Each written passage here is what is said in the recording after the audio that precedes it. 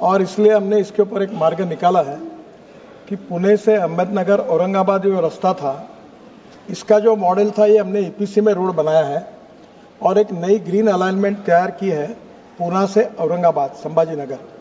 और ये पुराने रोड का टोल जो है वो जो ये काम करेगा उसको हम देंगे, वो उसको मॉनिटाइज करेगा, सिक्योरिटाइज करेगा और उससे लैंड एक्विजिशन करेगा नए एक्सप्रेस हाईवे के लिए और नया हाईवे बनाएगा। तो पुणे से औरंगाबाद ये जो 15,000 करोड़ का नया हाईवे है, इसको हमने अलाइनमेंट पक्की की है। मॉडल ये अभिनव मॉडल है जिसमें सरकार का 1 रुपया नहीं लगेगा और महाराष्ट्र सरकार के पीडब्ल्यू कॉर्पोरेशन को दिया है, जिससे पुणे से औरंगाबाद जो आज 6-7 घंटे लग रहे हैं वो पुणे से औरंगाबाद संभाजीनगर 2 घंटे में होगा। अब संभाजीनगर आने के बाद परभणी जाने के लिए काफ़ी रोड्स हैं और ट्रैफिक जैसे बढ़ेगा उसमें और आगे जोड़ने की कोशिश करेंगे। कोई रोड बचा है क्या? माननीय सदस्य, सन्मान सदस्य के जो मांग है कि परभणी से हैदराबाद, परभणी से नांदेड़ और नांदेड़ से हैदराबाद, तो नांदेड़ से हैदराबाद एक कनेक्टिविटी हम कर रहे हैं, इंदौर से हैदराबाद ऐसा हाईवे बना रहे हैं। इसका काम शुरू है और ये हाईवे जो है ये नांदेड़ तक आएगा और नांदेड़ के बाद देगलूर से लेकर आगे वो हैदराबाद तक लेकर जाएंगे।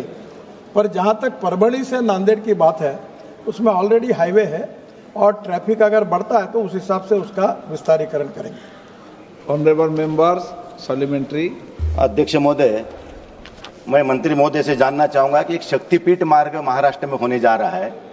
ये शक्तिपीठ के मार्ग में बहुत सारे किसानों की जमीनें का हस्तांतरण होने जा रहा है।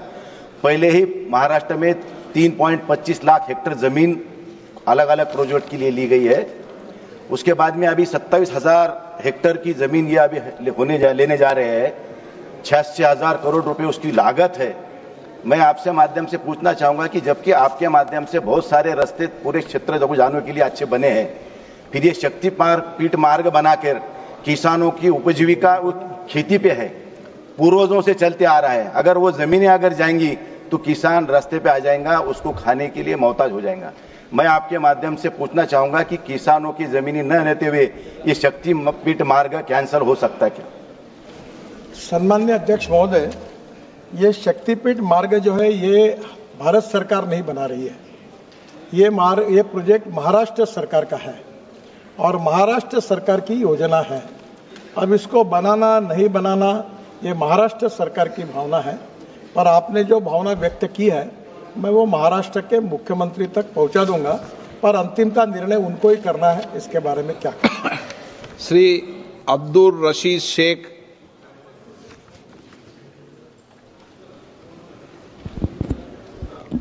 Thank you sir. जैसा कि ऑनरेबल मेंबर साहब ने कहा, गडकरी साहब के तो सारे फैन हैं हर जगह काम करने के, तो हमारी इनसे रिक्वेस्ट है, क्या आपका विभाग, आपकी सरकार कुपवारा करना रोड और बांडीपोरा गुरेस रोड और कुपवारा केरन रोड को नेशनल हाईवे का दर्जा देगी और उनकी वाइडनिंग के लिए, बाकी चीज़ों के लिए आप प्रावधान रखेंगे और आप उसके लिए पैसा हमें दे देंगे? सम्माननीय अध्यक्ष महोदय, प्रश्न तो केवल सीमित है और इन्होंने सम्माननीय सदस्य ने जो सवाल पूछा है वो जम्मू कश्मीर के बारे में है। मुझे बहुत खुशी है कि आदरणीय मोदी जी के नेतृत्व में हमारी सरकार आई, तो विशेष रूप से जो बैकवर्ड स्टेट थे, जहाँ इंफ्रास्ट्रक्चर की कमी थी, उसमें प्रायोरिटी दी गई नॉर्थ ईस्ट को, उत्तराखंड को, हिमाचल को, जम्मू कश्मीर को। और मुझे बताते हुए बड़ी खुशी हो रही कि करीब 2 लाख करोड़ के काम हम जम्मू कश्मीर में कर रहे हैं।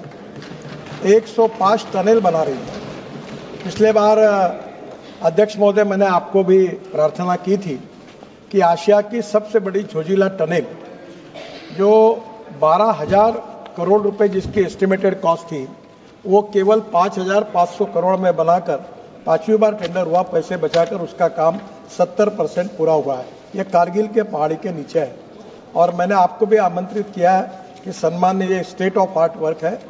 आशिया की सबसे बड़ी टनल है, -8 डिग्री तक टेम्परेचर है और उस कठिनाइयों में हमारे लोगों ने बहुत अच्छा काम किया है। तो पार्लियामेंट के तरफ से आपके नेतृत्व में वहाँ एक बार आप आइए, ये मैंने आपको अनुरोध किया था।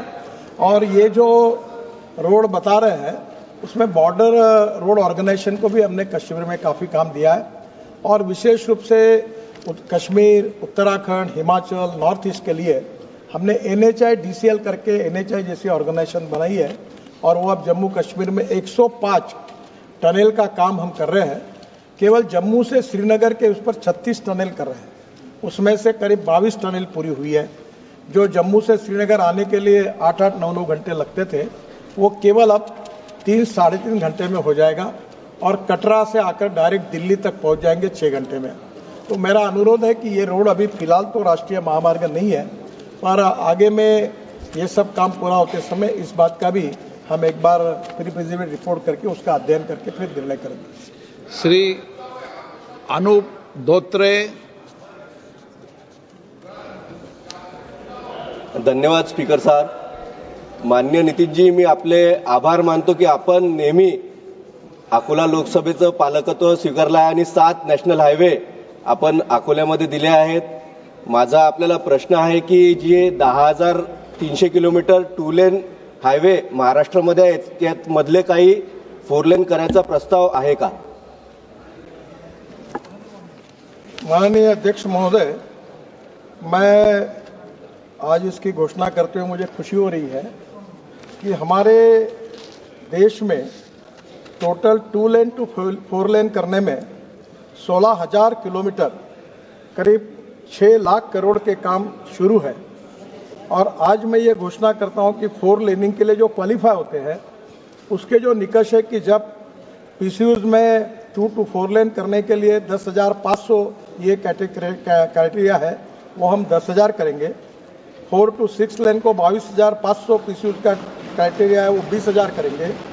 और 6 लेन टू 8 लेन के लिए जो 34,000 PCUs का क्राइटेरिया है, वो 30,000 करेंगे। और आज इस सदन में घोषित करके हुए मुझे खुशी हो रही है कि आने वाले 2 साल में हम करीब 25,000 किलोमीटर 10 लाख करोड़ रुपए के 2 लेन टू 4 लेन रोड को मंजूर कर रहे हैं। इसमें से 3,500 किलोमीटर का DPR बन गया है और अब बाकी का जो DPR है 21,500 किलोमीटर का, ये पूरा शुरू करने के आदेश दिए हैं। और 2 साल में एक तो ये काम पूरे होंगे और ये 10 लाख करोड़ के जो प्रोजेक्ट है इसमें काम शुरू हो जाएंगे, जिससे पूरे देश के एक्सीडेंट जो होते हैं ट्रैफिक के कारण उसमें कमी आएगी और ये काम प्रायोरिटी पे हम करेंगे, ऐसा मैं आपको विश्वास देता हूँ। श्री के Suresh. Sir, Honorable Minister has been given reply that the coverage of the NH in the country, but in Kerala is the national highway is very nominal. Total national highways in Kerala is 12, and total coverage of the kilometers 1,858. This is comparatively other states. This figure is very low. So there are number of proposals for declaring new national highway in Kerala. So I would like to ask Honorable Minister through you, sir, whether the Kerala government has also submitted a proposal and also Honorable MPs also submit the proposal to update the national highway. What is? Chairman sir, in Kerala the situation is totally different.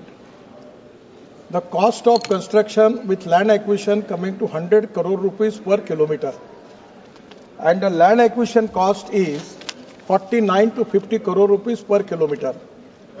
Yes, and previously it was promised by the Honorable Chief Minister that we will contribute 50% cost of the land acquisition, and Kerala government contribute 5,000 crore.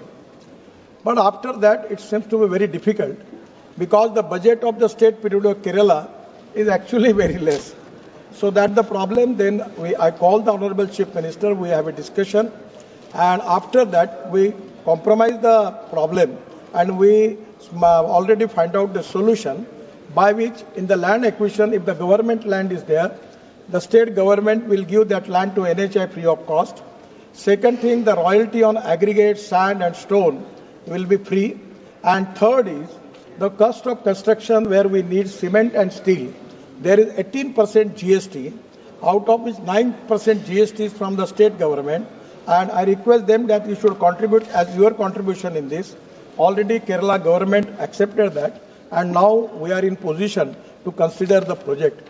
Now the problem is that we are constructing from Trivandrum to Kanyakumari. It's a big project, 4-lane. But same time in Kerala it is very difficult because as far as the urban laws are concerned, the roadside development is everywhere. When any Kerala MP comes to me, he asks me for underpass. Now I am in a position that I am not making road, or I am making the road of underpass. Today I have a meeting with all members of parliament. The people from Kerala, every time all of the members are here, everyone is demanding underpass. It is quite difficult. So still in the situation, it is the duty of the central government and federal character of this country, democratic character, it is the duty that we should not discriminate Kerala.